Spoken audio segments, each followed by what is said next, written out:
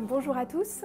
Liberté politique a la joie d'accueillir aujourd'hui Solène de Kersabiec qui va venir nous présenter son ouvrage Halte à Hippocrate, au secours Socrate, qui est paru aux éditions du Palio et qui a pour thème la souffrance au travail sous un aspect original, celui non pas de la médecine mais de la philosophie.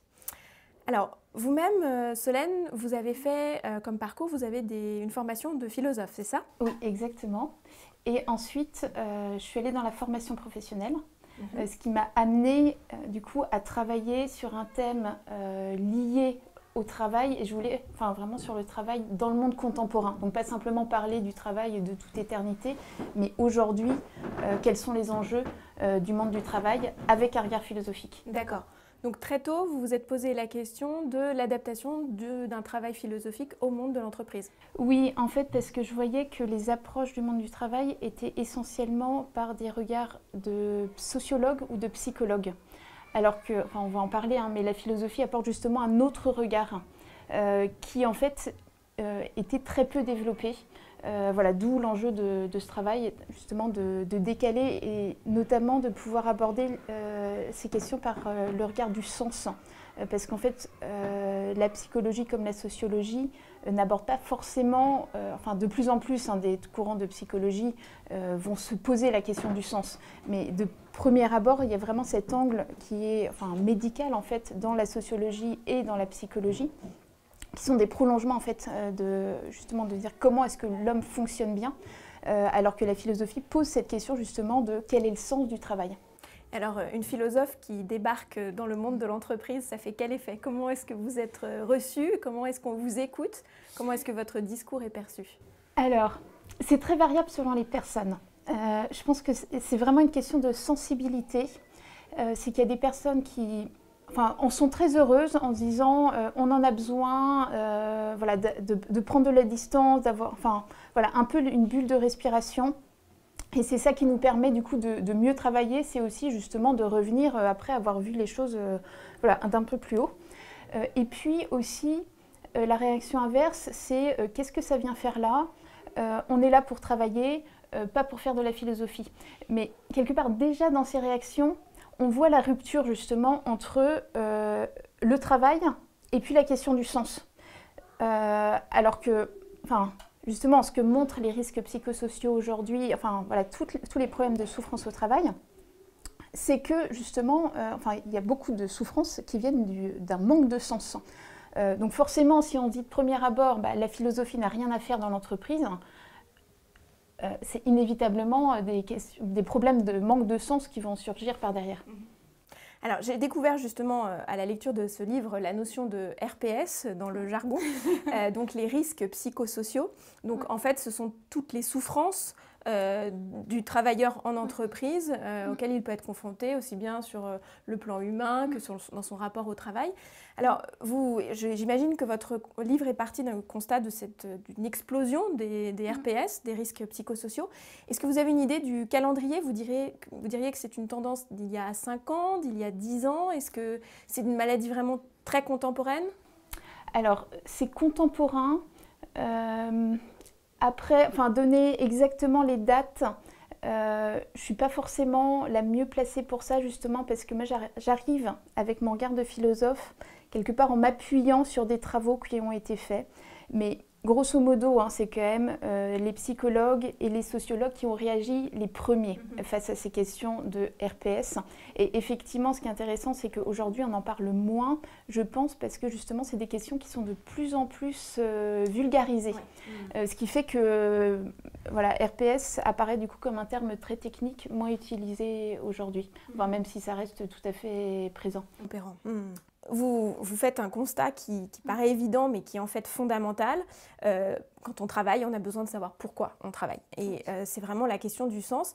Et vous soulignez très bien qu'on a eu tendance à évacuer cette question du sens pour se concentrer sur le travail, et rien que le travail. Et pourtant, il y a de plus en plus de gens qui donnent un sens à leur vie uniquement par le travail, justement. Où le travail est considéré comme l'aboutissement, en fait, de leur parcours. Je pense aux femmes, par exemple, qui vont mettre leur aboutissement dans leur carrière au détriment de leur vie familiale, par exemple. Est-ce qu'il n'y a pas un paradoxe là-dedans? Alors, si, complètement, mais qui est tout à fait compréhensible, et c'est en ça que justement, que c'est important de prendre du recul et de comprendre que les choses n'arrivent pas par hasard, et que tout ça, ça s'explique historiquement. Et donc il y a vraiment des filiations d'idées qui permettent de comprendre comment on en est arrivé là.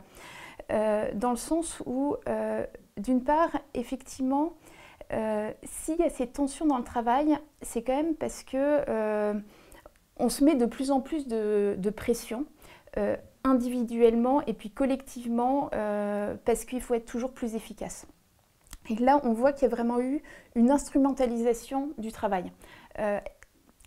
Quelque part, on est vraiment dans la filiation de la critique que faisait Marx vis-à-vis du capitalisme, montrant que ce système, cette organisation du travail, qui partait vraiment de l'idée de se dire on veut aller vers plus de prospérité, s'était retournée contre l'homme en l'instrumentalisant.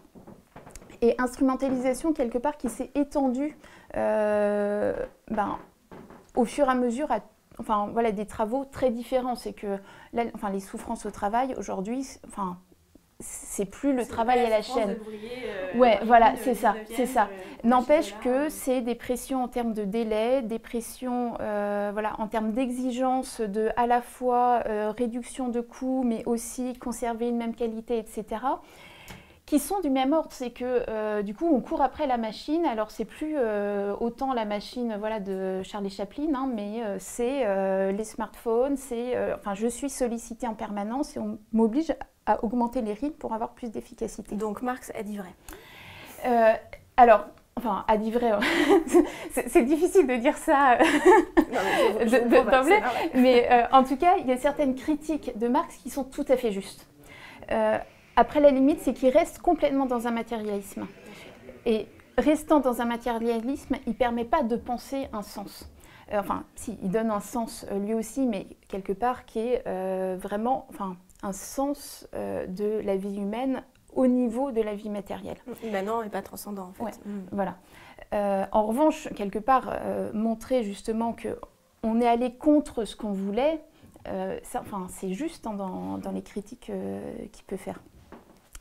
Et effectivement, ce que vous soulignez, c'est que ce qui va rendre les choses très compliquées aujourd'hui, c'est que, quelque part, la critique de Marx, elle prend place dans une époque où personne n'a envie de cet asservissement. Donc, à la fois, oui, l'ouvrier part dans la mine, il souffre, etc., mais il a du recul par rapport à sa propre situation. Alors que là, parfois, les burn-out, souvent, c'est des personnes qui sont très heureuses dans leur travail, qui explosent en vol à un moment donné. Pourquoi ? Parce que justement, on cherche de plus en plus à s'épanouir dans son travail et on cherche un toujours plus. Donc je développe toujours plus mes compétences, je suis de plus en plus performant et j'y prends plaisir. Et là-dedans, il y a quelque chose de pervers, c'est que justement, je veux toujours plus, l'entreprise me demande toujours plus. Et il y a beaucoup de souffrances au travail qui viennent aujourd'hui d'une absence de limites. C'est que je ne me donne plus de limites. Y compris à titre personnel. Y compris à titre personnel. L'entreprise. Voilà. Et quelque part, c'est un peu un jeu de dupes, c'est que l'entreprise est très contente que les salariés veuillent en faire toujours plus, développer toujours plus ses compétences. Les personnes sont heureuses qu'on leur demande de développer toujours plus leurs compétences. Et là-dessus, il faut faire attention, parce qu'il ne s'agit pas de se dire on ne veut pas que les personnes développent leurs compétences, mais faire attention à cette question de la limite. C'est jusqu'où faut-il aller ? Et en termes d'objectifs qu'on se fixe dans les entreprises, c'est est-ce qu'il y a besoin encore de produire plus ? Et là, on rejoint toutes les questions actuelles sur l'écologie. C'est qu'à un moment donné, pourquoi on est dans une absence de sens ? C'est que si c'est produire pour encore épuiser la Terre et puis finalement produire des gadgets qui seront jetés à la poubelle demain, bon, est-ce que mon existence a vraiment un sens en contribuant à ça ? D'autant plus que c'est tout le temps aller chercher aussi plus loin en soi-même. Et là aussi, on voit qu'on peut toujours, quelque part, se dire « je vais chercher plus loin en moi-même ». Donc là, pareil, on a toutes les perspectives du transhumanisme, on peut se dire sans doute qu'un jour, on pourra encore plus développer les facultés humaines. Simplement, dans ce toujours plus, à un moment donné, l'individu s'épuise. Et à la limite, même s'il ne s'épuise pas, il y a un moment donné où il se dit, mais quel est le sens de pourquoi tout ça? Pourquoi je fais cela? Voilà. Même la notion de quête du bonheur, en fait, disparaît. C'est même pas pour être heureux que l'on fait tout ça. Ouais, en fait, je crois qu'une des premières questions qui est à l'origine de ce travail, c'est la différence entre bien-être et bonheur. C'est que dans l'entreprise, on parle énormément du bien-être. Le bien-être au travail, voilà, le classement des meilleures entreprises pour le bien-être, etc. C'est ça. Effectivement. Et en fait, ça semble une évidence. Et là encore, il ne s'agit pas de disqualifier le bien-être et de se dire on souffre et peu importe si on souffre, et vous voyez, des versions du travail, très sens du devoir, etc. Donc, c'est une bonne chose de favoriser le bien-être. En revanche, le problème, c'est quand, du coup, le bien-être devient l'horizon ultime et qu'on ne pense plus le bonheur. Et aujourd'hui, le bonheur, c'est un terme qui désoriente. On se dit, mais de quoi est-ce qu'on parle quand on parle de bonheur? Ce qui renforce, du coup, la notion de bien-être, parce qu'on se sent plus à l'aise pour en parler en se disant, le bien-être, au moins, on sait de quoi on parle. Mais ce qui fait qu'effectivement, ça ne permet pas d'avoir un horizon plus large qui permettrait de donner du sens. C'est que le bien-être, pareil, il peut y avoir quelque chose d'assez infini dans cette recherche de bien-être, justement parce qu'elle est très fluctuante. C'est Platon qui disait, le plaisir et la souffrance, ça se mesure toujours relativement par rapport à l'état précédent. Donc, je peux toujours demander plus en termes de bien-être et dire « ah mais là je me sens pas bien », etc. Donc là aussi, il ne s'agit pas de se dire on ne fait plus attention au bien-être parce que autrement on va être tout le temps dans des plaintes. Par contre, ce qui permet justement quelque part d'être juste dans nos attentes de bien-être, c'est de penser le bonheur de façon plus large. Et puis, ce qu'on oublie dans cette recherche de bien-être parfois, c'est que quelque part, la souffrance est inhérente à la vie humaine et inhérente à la maturation.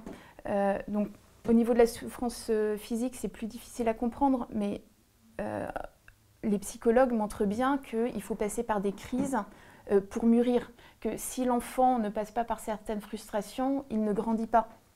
Ce qui fait que si on fait du bien-être quelque chose qui serait l'objectif en soi, le risque, c'est finalement de ne pas aller plus loin dans le développement de la personnalité parce qu'on en resterait à ce « je suis bien avec moi-même, mais je ne bouge pas ». Et de la même façon, d'ailleurs, dans le travail, souvent ce qui nous satisfait, c'est de se dépasser nous-mêmes, même si du coup ça a été du stress, des difficultés à surmonter, des soucis, etc. Mais quelque part, quand ça a du sens, aucun problème, quoi. On le dépasse. Bien sûr. À condition que c'est ça. Et on le vit plus facilement. Bien sûr. On le vit plus facilement à condition effectivement que ça ne nous surpasse pas complètement. Parce que là où si ça nous surpasse complètement, à ce moment-là, on s'effondre aussi. Simplement, des difficultés qui ont du sens, on les dépasse. Alors, une question que je me pose en vous écoutant, c'est est-ce que cette souffrance, ces RPS qui se multiplient, ne sont pas encore plus forts dans des entreprises ultra tertiarisées où le caractère concret du travail tend à disparaître? Ce que je veux dire par là, c'est que le burn-out de l'artisan, de l'ébéniste, si on prend un métier d'art par exemple, je ne pense pas qu'il y en ait très souvent. Il va y avoir d'autres souffrances. Est-ce que je vais boucler mes fins de mois? Mais cette quête de sens, il ne l'a pas. Ou alors, comme le dit très bien François Asselin dans sa préface, les entreprises familiales. Pourquoi on se bat? Parce qu'il y a un patrimoine, on a envie de transmettre. Et du coup, la souffrance au travail, on la vit de manière très différente. Est-ce que vous ne pensez pas que l'éloignement avec le concret, avec la production, avec le produit fini, on est dans des sociétés industrielles en crise, ne démultiplie pas cet effet-là? Alors, je suis tout à fait d'accord. c'est très difficile de dire aujourd'hui il y a plus ici qu'ailleurs. C'est que de toute façon, quelque part, tout le monde est touché par un contexte général où on est dans une concurrence de plus en plus forte, ce qui fait qu'à la limite, même l'artisan, il va avoir plus de pression, il y a le regard social, etc. Donc, quelque part, il n'y a aucun secteur, entreprise familiale. Pareil, il peut y avoir aussi des tensions parce que, justement, relations familiales compliquées, etc. En revanche, je suis tout à fait d'accord, c'est que la déconnexion par rapport au concret, c'est qu'il y a une vraie satisfaction dans le travail qui est liée au fait de pouvoir constater que son travail est bien fait. Et aujourd'hui, justement, quand quelque part c'est plus flou ce sur quoi je travaille, c'est que je travaille sur une présentation, c'est évanescent, ce qui fait que je ne peux pas me dire à un moment donné, ce que j'ai fait, c'est bien fait et j'en suis fière. Et puis ce qui va être lié à ça, c'est aussi le fait que je ne peux pas, quelque part, avoir devant les yeux de façon durable l'objet de mon travail, qui me permettrait, dans la durée, de me dire, voilà, je suis, mettons, un bon artisan. C'est que l'artisan, quelque part, ce qui lui donne confiance en lui, c'est que tous les jours, il voit la table qu'il a faite et il dit, voilà, je sais que je suis un bon artisan. Et que les processus s'accélérant, il y a des personnes qui se retrouvent à faire une moindre qualité, qui vont transmettre leur dossier ou leur présentation, etc. à d'autres et que chacun intervient sur un petit bout de la chaîne.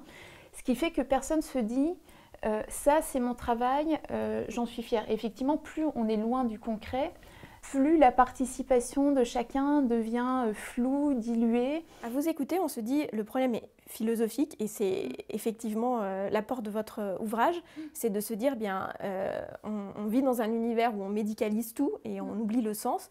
Mais est-ce qu'il n'y a pas, au-delà de la philosophie, aussi un problème culturel? Parce que ces notions d'efficacité, de performance, de compétence, d'indicateurs, etc., pour faire simple, c'est quand même importé d'une culture américaine et c'est pas vraiment dans les traditions de l'entreprise française jusqu'à il y a encore quelques années. Est-ce que là, il n'y a pas aussi une souffrance de se dire c'est un système de valeurs qui n'est pas le nôtre, qu'on n'a pas mûri, qui nous est imposé de l'extérieur? Ouais. Alors, d'un point de vue philosophique, c'est quand même des... Alors, je comprends tout à fait ce passage par les États-Unis dans le sens où certainement les États-Unis l'ont développé à fond parce que je dirais c'est d'origine anglo-saxonne. Mais parce qu'un penseur comme Locke, qui est anglais, vraiment, donne naissance à ce rapport au travail. Donc je pense que c'est quand même des idées occidentales qui se sont développées de façon très forte aux États-Unis avec ces notions d'efficacité. Mais je ne dirais pas que c'est une autre culture qui vient de l'extérieur. En revanche, effectivement, ça s'est totalement imprégné aujourd'hui dans notre culture, dans le sens de façon de penser quotidienne. Ce qui fait que c'est très difficile de prendre du recul, tellement, on est imbibé, c'est qu'on se justifie notre propre valeur par ce qu'on fait, par notre efficacité. D'où ces questions de la philosophie en entreprise, qu'est-ce que ça vient faire, c'est doux rêveur, est-ce que justement, concrètement, quand vous intervenez, vous dites quoi? Vous faites réfléchir un manager, vous rassurez un salarié? Comment est-ce que vous intervenez sur le terrain? L'objectif, c'est de prendre de la distance et ensuite de se dire, à partir de là, comment est-ce qu'on pense mieux l'organisation quotidienne, le travail, ou simplement notre posture, etc. Il ne s'agit pas d'un seul coup tout révolutionner en se disant on change tout, mais c'est vraiment ces prises de recul qui vont permettre de se réapproprier, je dirais, qui on est et ce qu'on fait. Ce qui fait quelque part qu'on est bloqué dans un système, c'est aussi de se sentir contraint en se disant l'économie fait loi et donc je ne peux pas faire autrement que de chercher toujours plus de rentabilité, d'efficacité, et c'est ce que me demande l'entreprise. Et en ça, quelque part, toutes ces souffrances au travail et les risques psychosociaux que ça entraîne font qu'il y a quelque part un tournant. C'est qu'à un moment donné, l'entreprise devient obligée de se dire attention, si je ne suis que dans une logique d'efficacité, si les personnes ne peuvent pas prendre de recul et quelque part voilà, redonner du sens réellement pour le sens en lui-même et pas simplement quelque part un sens construit, hein, parce que aujourd'hui à la fois on dit on a besoin de sens, à la fois parfois c'est quand même un sens qui est refourgué à la va-vite parce qu'on refait une réorganisation, donc on se dit il faut donner du sens, comment on va le faire, et les gens ne sont pas dupes dans ce cas-là. Surdommer une marge de manœuvre, c'est ce qui permet quelque part de se repositionner comme personne. C'est que je retrouve quelque part ma dimension de personne parce que je ne fais pas que subir les événements. Et ça, c'est très important, rien qu'en termes de position humaine, c'est que je retrouve quelque part ma dignité parce que je reprends les rênes de ma responsabilité, etc.